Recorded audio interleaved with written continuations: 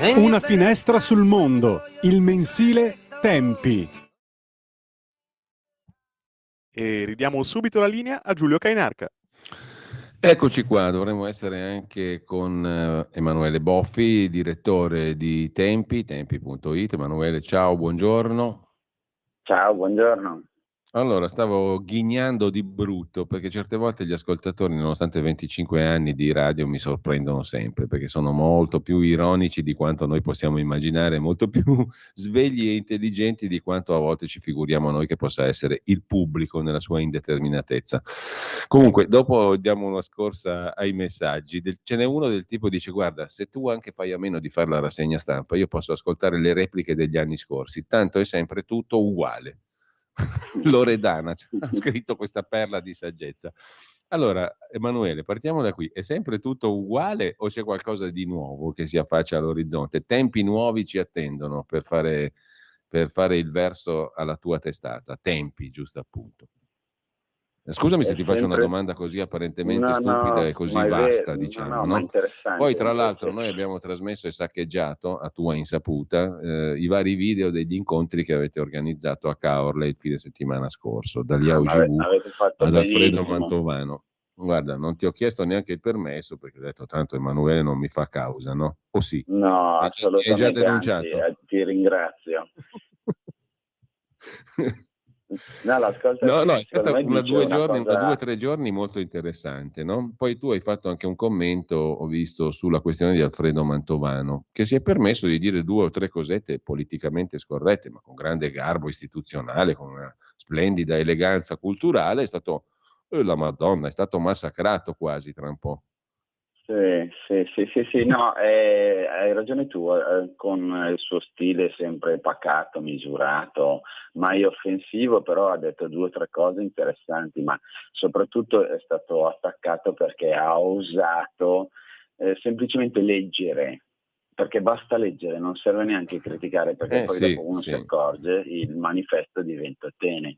Alfredo Mantovano ha letto 2 o 3 passaggi di questo manifesto che, come lui giustamente vi faceva notare, spesso è indicato come la carta che ha ispirato la nostra Europa. Benissimo, andiamo a leggere cosa c'è scritto nel manifesto di Ventotene, tanto celebrato soprattutto da certa stampa e da certa sinistra. Semplicemente il manifesto di Ventotene dice che siccome i popoli non sanno cosa è giusto e che cosa è sbagliato, bisogna imporre loro un'architettura politica, quindi sostanzialmente non farli votare, perché quando votano sbagliano.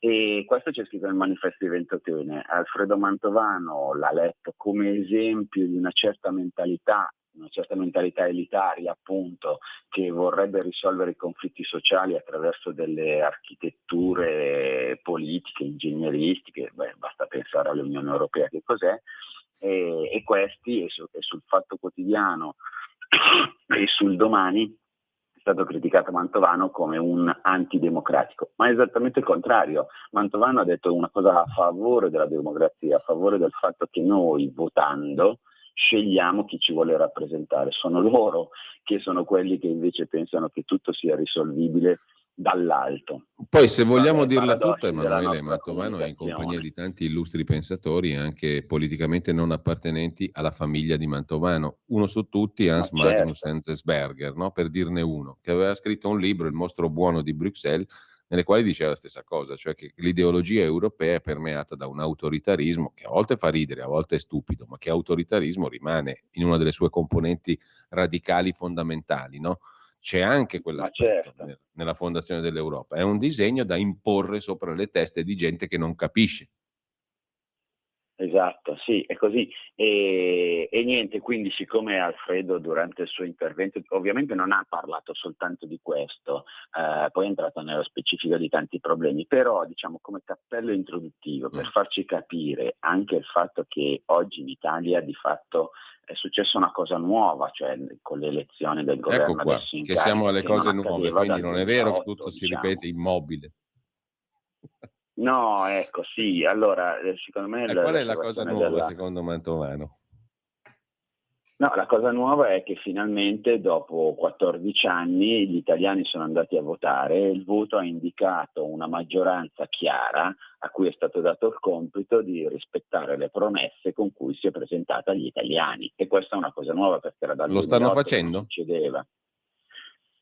Ma allora sì, ovviamente poi dopo non è che è tutto a posto, è tutto perfetto e tutto sta accadendo, però perlomeno se pensate anche agli ultimi governi degli ultimi anni che abbiamo avuto con esperimenti di tutti i tipi e poi a un certo punto con i soccorsi, chiamiamoli così, dei governi tecnici, almeno questa volta la politica siede a capotavola. Prima non era successo e quindi Mantovano nell'introduzione, diciamo così, al suo discorso ha fatto vedere 2 o 3 cose, ma che semplicemente sono successe. Infatti le reazioni al suo discorso sono incomprensibili, soprattutto perché lui ha descritto molto la realtà, ha letto dei passaggi del manifesto di Ventotene, non è che si è messo a fare un comizio politico, anzi è stata quasi più una lezione, diciamo così, di storia e di realismo, no? Eh sì, tra gli altri incontri che abbiamo trasmesso c'è anche quello, la drammatica testimonianza di Liao Ji-Wu. Che cos'è stato? Com'è stato seguire quell'incontro e le parole di Liao Ji-Wu dal vivo, Emanuele? È stato impressionante perché poi dal vivo forse si coglie anche una gestualità che non si coglie magari dal video, non in presenza. Io per primo, che pure conoscevo la sua Mm. storia, noi ne avevamo spesso parlato, l'avevamo intervistato, però sono rimasto molto colpito perché si capisce che anche a anni di distanza il ricordo di quegli anni che lui ha passato in carcere, come dire, ha lasciato un segno indelebile, quindi appunto i racconti anche delle sevizie, delle violenze, anche violenze proprio mentali a cui lui è stato sottoposto, fa veramente impressione. E dall'altro lato, questa è forse una cosa che si coglie meglio dal vivo che non in video, il tono, come dire, anche della sua voce per raccontare un certo, come dire, orgoglio del fatto di essere stato suo malgrado ovviamente trasformato dal regime in un eroe, un testimone e al tempo stesso questa consapevolezza di avere questo compito nella vita, no? Cioè di dover raccontare quello che invece il regime vuole tenere nascosto, appunto. Il fatto che non lascia libertà ai suoi cittadini, anzi in certi casi gli fa un vero e proprio lavaggio del cervello. Pensate soltanto al fatto che quello che è accaduto a Piazza Tiananmen in Cina non se ne può parlare, ma addirittura non si può neanche citare il fatto che è successo qualcosa quel 4 giugno. La parola 4 giugno è una parola vietata in Cina, non si può nemmeno pronunciare, no? Chissà come la vede poi GV sul futuro, per un futuro che sempre più comunque vedrà la Cina protagonista nel mondo, non solo all'interno dei suoi confini, che lo si voglia o che non lo si voglia. Io non ho capito poi, Emanuele, per quale motivo il segretario di Stato americano va in Cina e subito dopo Biden appizza il fuoco, diciamo così, attizza il fuoco, ecco, per dirla più Sì, giusta. Che cosa sta succedendo ma secondo te sulla scena internazionale? Come la vede Ma Liao Jimu, se avete avuto modo di parlarne?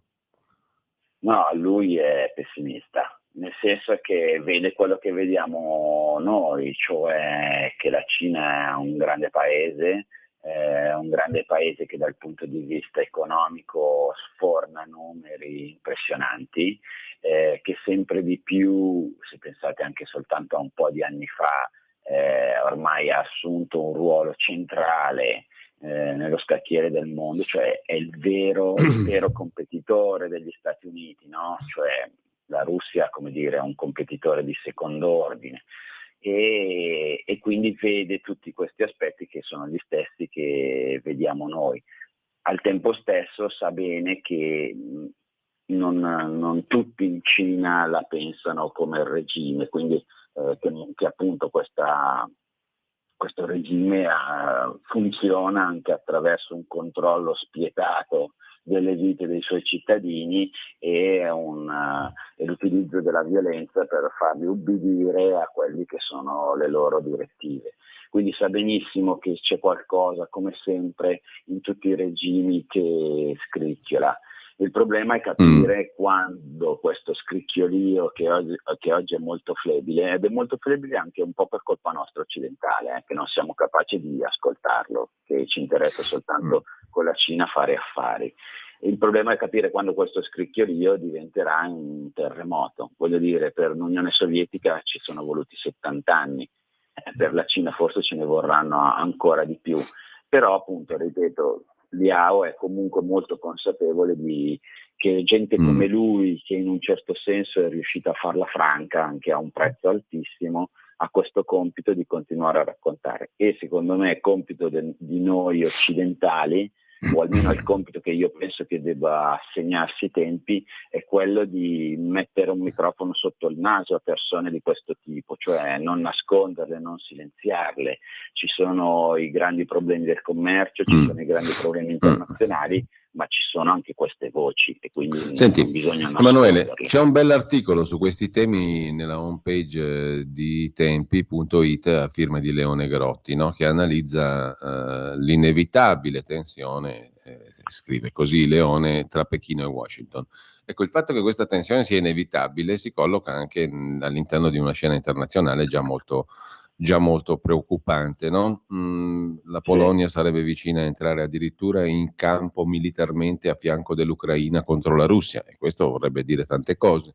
E l'altro giorno Domenico Quirico sulla Stampa, avrei visto il suo articolo, aveva segnalato con grande paura i rischi che si possa arrivare veramente a un'escalation di guerra mondiale senza quasi neanche accorgersi, come fu del resto nel 1914. Solo che questa volta i rischi sono infinitamente superiori, perché non facciamo la guerra con gli schioppi, diciamo, ma con ben altre armi più terribili e devastanti e potenzialmente letali. Allora, qual è la tua sensazione, Emanuele, che si vada verso questo scenario? Oggi c'è sul Corriere della Sera anche una dichiarazione della Presidente della Commissione, un'intervista alla Presidente della Commissione europea, la quale dice la unica conclusione di questa vicenda bellica è in ciò che vuole l'Ucraina, compresa la Crimea. Non c'è nemmeno l'ombra invece di una risoluzione sotto le bandiere dell'ONU, magari, che non si capisce cosa stia lì a fare per la 100ª volta, non si capisce, ma magari coinvolgendo le popolazioni. Cioè, perché a questo punto non pensare a un processo di pace che veda il coinvolgimento delle popolazioni, un referendum sotto le bandiere dell'ONU, in modo che nessuno lo contesti, per far scegliere alle popolazioni da che parte stare, visto che sono comunque territori dove la composizione etnica non è così semplice da risolvere dall'alto, o comunque con proposizioni teoriche, cioè deve vincere l'Ucraina, punto e basta, e deve riconquistare la Crimea. Sembra semplice, pare facile, ma non lo è affatto. Allora perché non mettere tutto sotto il cappello di un ente sovranazionale vero e imporre a tutti magari di accettare questo in maniera trasparente e accettata da tutti, che non sia un referendum putiniano o zelenskiano, no? E invece mi pare che non si vada affatto in quella direzione. Perfino l'Europa, che conta poco da un punto di vista pratico, però se c'è da scegliere dice adesso noi dobbiamo risolvere il tutto in chiave esclusivamente come vuole l'Ucraina. Non è il modo migliore, mi sembra, per affrontare le cose. No, certo, nella tua domanda c'è anche, diciamo così, l'ossatura di quello che io vorrei rispondere, cioè sicuramente noi di tempi, così come Quirico, vediamo questa continua escalation. Eravamo partiti un anno fa dicendo gli diamo soltanto le armi difensive, stiamo adesso parlando di armi nucleari. Ed era abbastanza preventivabile, secondo me, che sarebbe andata avanti così, soprattutto se, come dici giustamente tu, il primo punto del nostro ragionamento è che questa guerra deve finire quando lo deciderà l'Ucraina. Ma se questo è il punto del nostro ragionamento, allora inevitabilmente sarà continua l'escalation.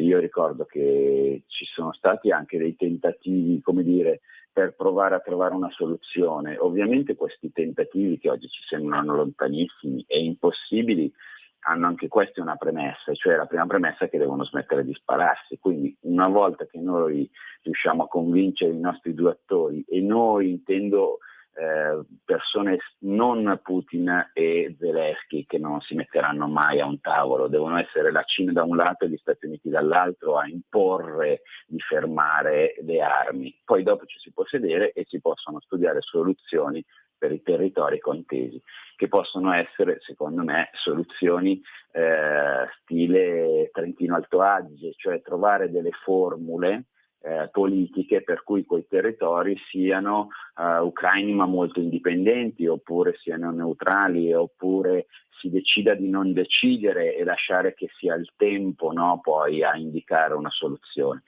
Cioè, insomma, si potrebbe fare qualcosa, ma come hai detto giustamente tu, Giulio, se la premessa del nostro discorso è che è l'Ucraina che però usa le nostre armi a decidere quando finirà la guerra, allora la guerra non finirà. L'ultima cosa, Emanuele, guardando l'home page di tempi.it stamani c'è un'apparente contraddizione. Come sappiamo, le contraddizioni sono fatte per generare sviluppo e dibattito e capire qualcosa in più. L'apparente contraddizione è questa. L'apertura è un articolo di Rodolfo Casadei sul fatto che la Francia stia riabbracciando l'Italia in chiave antitedesca per una serie di questioni politiche comuni.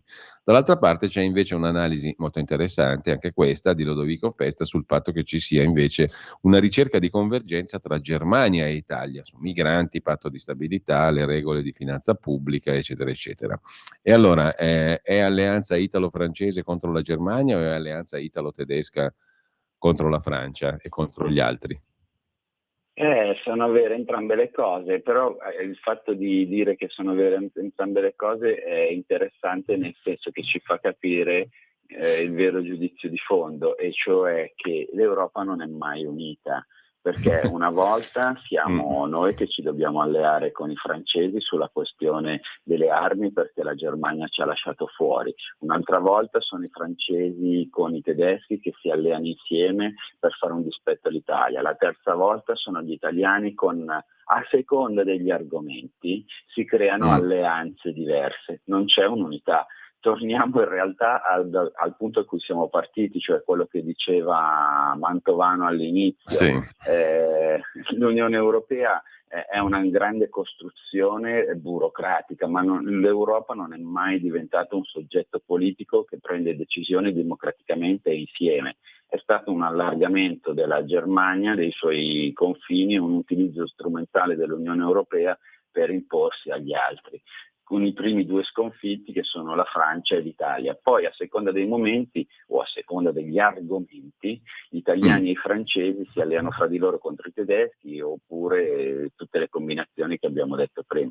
Quindi in realtà c'è una contraddizione, ma è solo apparente. La vera contraddizione è insita nel sistema europeo, che non è un sistema. Allora, ultima questione, riforma della giustizia. Su Tempi c'è un'intervista a Palamara, notissimo ormai per il libro, i 2 libri con Sallusti sulla giustizia, eccetera, eccetera, il sistema e bla bla bla. Troppi mostri sbattuti in prima pagina, dice l'ex magistrato che loda la riforma Nordio e via dicendo. Ora, Palamara ne ha fatte di ogni, no? Finché era dentro il sistema, adesso racconta quanti siano i guasti del sistema. A me questa cosa, devo dire, da cittadino mi dà molto fastidio. Ciò non toglie che le sue argomentazioni siano sempre utili. Però ti chiedo così, bruciante, prima di chiudere la nostra conversazione, se anche tu sostieni la campagna che come radio vogliamo sostenere, un'iniziativa di legge popolare che stabilisca un principio molto semplice. Tutti i magistrati d'Italia, in tutte le loro funzioni, requirente, giudicante, pubblici ministeri e giudici, devono essere intercettati 24 ore su 24, a casa, in ufficio, in macchina, nei luoghi di svago, in vacanza, sempre, perché sono loro che decidono delle nostre vite, delle nostre sostanze, dei nostri soldi, che ci mettono in galera, che ci giudicano, che ci assolvono, che ci condannano. Quindi dobbiamo sapere tutto di loro. Il loro privato non esiste e tutte le intercettazioni vanno rese pubbliche in forma integrale alla popolazione. Che ne dici? Allora, come sai, io su questo la penso esattamente all'opposto, nel senso che io farei una legge che dice che le intercettazioni non devono essere pubblicate. No, solo mai, per i magistrati, sia ben chiaro. Sì, ma solo per vale la anche categoria per dei i magistrati. Gli altri cittadini, Capisco benissimo il senso polemico e della provocazione, quindi siccome so che non funziona, cioè che non arriverà mai, diciamo così, a un esito positivo, però dico che mi piace questo aspetto, soprattutto perché mette in luce l'ipocrisia, diciamo appunto, di questi magistrati che usano intercettazioni ai loro fini, e però loro, come dici giustamente tu, e questo mi sembra l'intento della vostra provocazione e del popolare, non sarebbero molto felici, diciamo così, di subirla. Quindi diciamo, apprezzo l'aspetto provocatorio di questa idea. Ci rifugiamo nel grottesco perché a volte è una via d'uscita interessante. Certo. Grazie a Emanuele Boffi, direttore di Tempi e Tempi.it. Leggetelo, Grazie a compratelo, voi. abbonatevi perché è una roba molto interessante. Non vi delude mai giorno per giorno. Grazie Emanuele. Grazie a voi, grazie Giulio e buona giornata a tutti.